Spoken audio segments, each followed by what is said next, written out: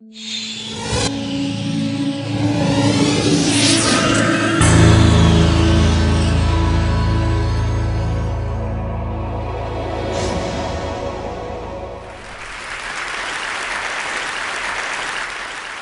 like to start with a couple of quick examples. These are spinneret glands on the abdomen of a spider. They produce 6 different types of silk, which are spun together into a fiber tougher than any fiber humans have ever made. The nearest we've come is with aramid fiber. And to make that, it involves extremes of temperature, extremes of pressure, and loads of pollution. And yet the spider manages to do it at ambient temperature and pressure with raw materials of dead flies and water. It does suggest we've still got a bit to learn. This beetle can detect a forest fire at 80 kilometers away. That's roughly 10,000 times the range of man-made fire detectors. And what's more, this guy doesn't need a wire connecting it all the way back to a power station burning fossil fuels. So these two examples give a sense of what biomimicry could deliver. If we could learn to make things and do things the way nature does, we could achieve factor 10, factor 100, maybe even factor 1,000 savings in resource and energy use. And if we're to make progress with the sustainability revolution, I believe there are 3 really big changes we need to bring about. Firstly, radical increases in resource efficiency. Secondly, shifting from a linear, wasteful, polluting way of using resources to a closed-loop model. And thirdly, changing from a fossil fuel economy to a solar economy. And for all 3 of these, I believe biomimicry has a lot of the solutions that we're going to need. You could look at nature as being like a catalogue of products, and all of those have benefited from a 3.8 billion year research and development period. And given that level of investment, it kind of makes sense to use it. So I'm going to talk about some projects that have explored these ideas. And let's start with radical increases in resource efficiency. When we were working on the Eden project, we had to create a very large greenhouse in a site that was not only irregular, but it was continually changing because it was still being quarried. It was a hell of a challenge, and it was actually examples from biology that provide a lot of the clues. So, for instance, it was soap bubbles that helped us generate a building form that would work regardless of the final ground levels. Studying pollen grains and radiolaria and carbon molecules helped us devise the most efficient structural solution using hexagons and pentagons. The next move was that we wanted to try and maximize the size of those hexagons. And to do that, we had to find an alternative to glass, which is really very limited in terms of its unit sizes. And in nature, there are lots of examples of very efficient structures based on pressurized membranes. So we started exploring this material called ETFE. It's a high-strength polymer. And what you do is you put it together in 3 layers, you weld it around the edge, and then you inflate it.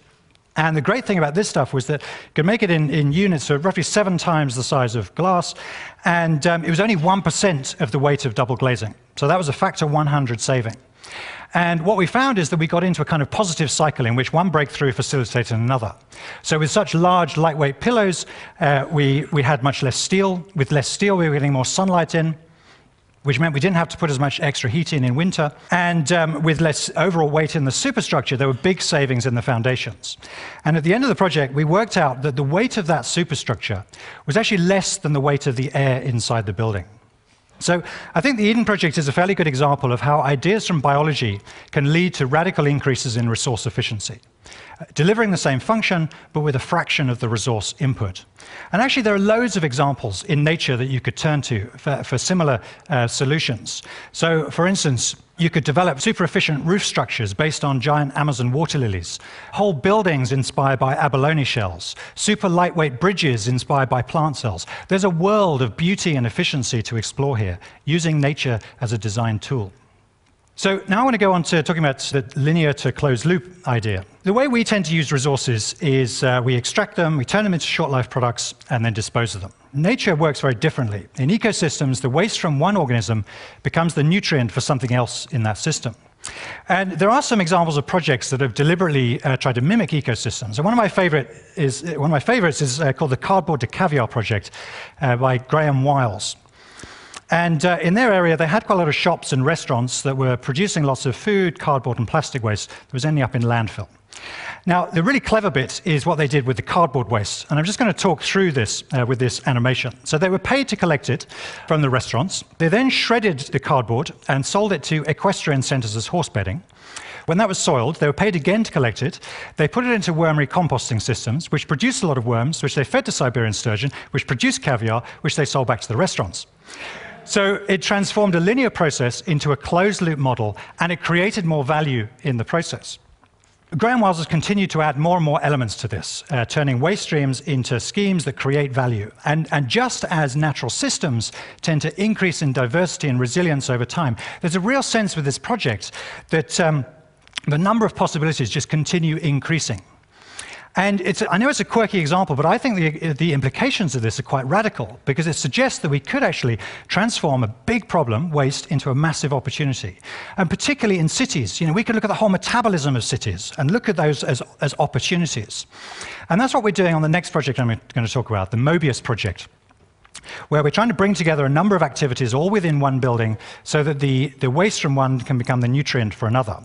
And the kind of elements I'm talking about are, firstly, we have a restaurant inside a productive greenhouse, a bit like this one in Amsterdam called De Cas. Then we would have an anaerobic digester which could deal with all the biodegradable waste from the local area, turning that into heat for the greenhouse and electricity to feed back into the grid. We'd have a water treatment system, treating wastewater, turning that into fresh water and generating energy from the solids, using just plants and microorganisms. We'd have a fish farm fed with vegetable waste from the kitchen and worms from the compost and supplying fish back to the restaurant. And we'd also have a coffee shop, and the waste grains from that could be used as a substrate for growing mushrooms. So you can see that we're bringing together cycles of food, energy, and water and waste all within one building. And just for fun, we've proposed this for a roundabout in central London, which is at the moment is a complete eyesore. Some of you may recognize this. And with just a little bit of replanning, we could transform a space dominated by traffic into one that provides open space for people, reconnects people with food, and transforms waste into closed-loop opportunities. So the final project I want to talk about is the Sahara Forest project, which we're working on at the moment. It may come as a surprise to some of you to hear that quite large areas of what are currently desert were actually forested a fairly short time ago. So, for instance, when Julius Caesar arrived in North Africa, huge areas of North Africa were covered in cedar and cypress forests. And during the evolution of life on the Earth, it was the colonization of the land by plants that helped create the benign climate we currently enjoy. The converse is also true. The more vegetation we lose, the more that's likely to exacerbate climate change and lead to further desertification. And this animation, this shows photosynthetic activity over the course of a number of years. And what you can see is that the boundaries of those deserts, they shift quite a lot. And that raises the question of whether we could intervene at those boundary conditions to halt or maybe even reverse desertification. And if you look at some of the organisms that have evolved to live in deserts, there are some amazing examples of adaptations to water scarcity. This is the Namibian fog-basking beetle, and it's evolved a way of harvesting its own fresh water in a desert. The way it does this is it comes out at night, crawls to the top of a sand dune, and because it's got a matte black shell, it's able to radiate heat out to the night sky and become slightly cooler than its surroundings. So when the moist breeze blows in off the sea, you get these droplets of water forming on the beetle's shell. Just before sunrise, tips its shell up, water runs down to its mouth, has a good drink, goes off and hides the rest of the day. And the ingenuity, if you could call it that, goes even further. Because if you look closely at the beetle's shell, there are lots of little bumps on that shell. And those bumps are hydrophilic. They attract water. And between them, there's a waxy finish which repels water. And the effect of this is that as the droplets start to form on the bumps, they stay in tight spherical beads, which means they're much more mobile than they would be if it was just a film of water over the whole beetle's shell. So even when there's only a small amount of moisture in the air, it's still able to harvest that very effectively and channel it down to its mouth. So an amazing example of an adaptation to a very resource-constrained environment. And in that sense, very relevant to the kind of challenges we're going to be facing over the next few years, next few decades. We're working with the guy that invented the seawater greenhouse. This is a greenhouse designed for arid coastal regions. And the way it works is that you have this whole wall of evaporator grills, and you trickle seawater over that. So that wind blows through, it picks up a lot of moisture, and is cooled in the process. So inside, it's cool and humid, which means the plants need less water to grow. And then at the back of the greenhouse, it condenses a lot of that humidity as fresh water in a process that's effectively identical to the beetle.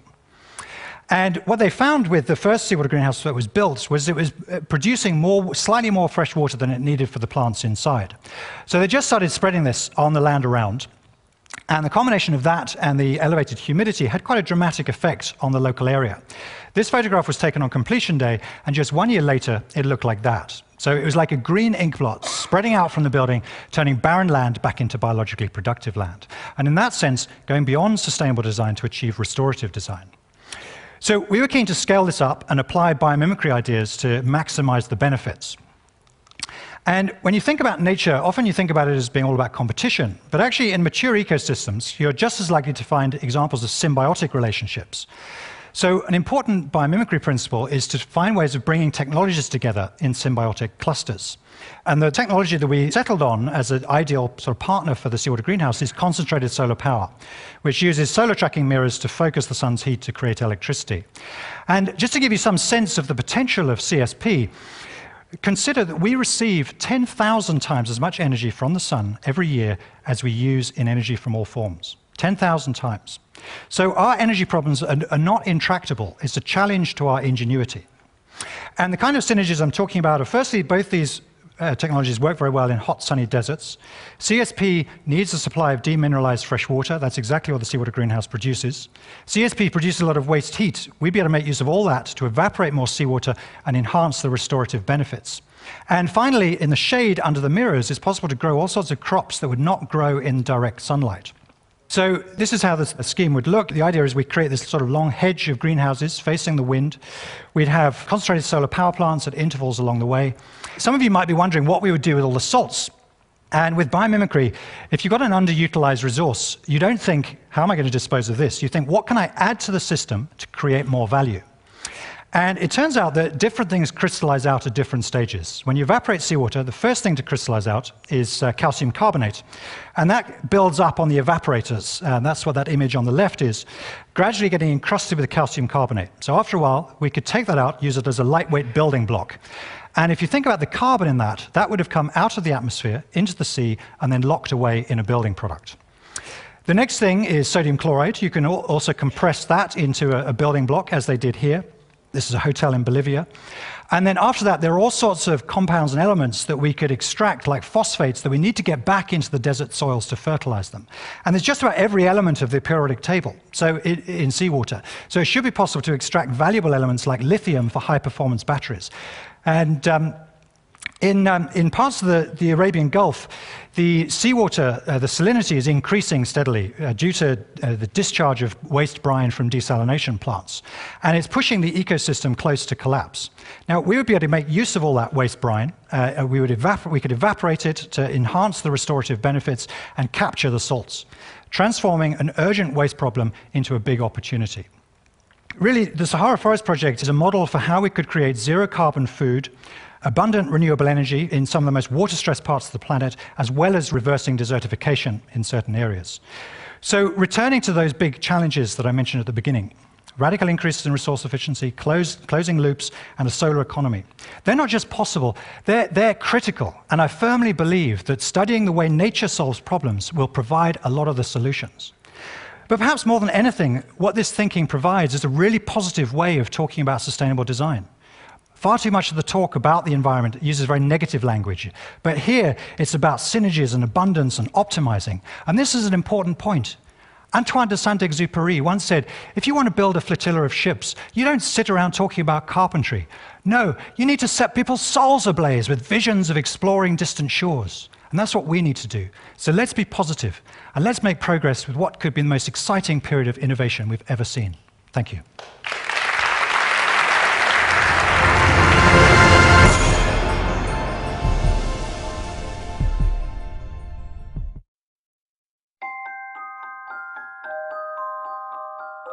The precision of a watch is a function of its movement. For Rolex and for Hans Wilsdorf, to guarantee the precision of a timepiece, the pressing question was how to protect the movement itself from the elements, not only water, but also tiny particles of dust. In 1926, a major step was taken with the creation of the world's first waterproof and dustproof wristwatch. The Rolex Oyster was born. Over the years, subtle changes in the design continue to improve the Oyster, adding more comfort while keeping the style contemporary. And, along with style, more functions have been added. A Rolex wristwatch was the first to show the date through a small aperture on the face. It was also the first wristwatch to spell out the day of the week in full. In In the early 1950s, Rolex developed professional watches whose functions went far beyond telling the time. Launched in 1953, the Submariner was the first Rolex watch guaranteed waterproof to a depth of 330 feet. Already on an incredible journey of innovation and design, Rolex decided to push the boundaries even further. In 1960, the bathyscaphe Trieste and Rolex made history. The submersible successfully dived to 35,800 feet below the surface of the ocean. A Rolex Deep Sea Special was strapped to the outside. The development of undersea exploration led to the launching in 1967 of the Sea Dweller 2000, waterproof to a depth of 2,000 feet. In 2008, the Submariner in gold is redesigned, and the case features a new unidirectional rotatable bezel with a Cerachrom disc. Fitted with the patented Rolex ringlock system, the Rolex Deep Sea safely descends to 12,800 feet.